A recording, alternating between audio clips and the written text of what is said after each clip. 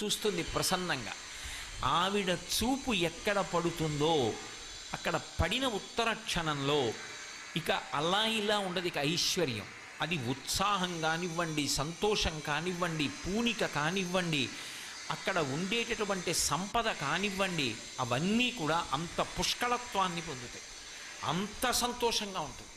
అందుకే ఆవిడ చూపులలోంచే అంతటి అనుగ్రహ ప్రసరణం చేసింది. అందుకే ఐశ్వర్యం ఎక్కడి నుంచి ఇస్తుంది అంటే ఆమె యొక్క చేతిలోంచి ఇస్తుంది అని చెప్పడం సాధ్యం కాదు.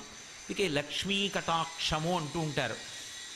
ఆవిడ చూపు పడితే చాలు, ఒక్కసారి అలా ప్రసన్నంగా చూసిందా ఇక అక్కడ ఎంత ఐశ్వర్యం ఏర్పడుతుంది అనేటటువంటి దాని గురించి చెప్పడం ఎవరికీ సాధ్యం కాదు. అయితే మీరు ఒక్క విషయం జ్ఞాపకం పెట్టుకోవాలి. నేను ఐశ్వర్యము ఐశ్వర్యము ఐశ్వర్యము అన్న మాట వాడుతున్నప్పుడు కేవలము నేను సంపద గురించి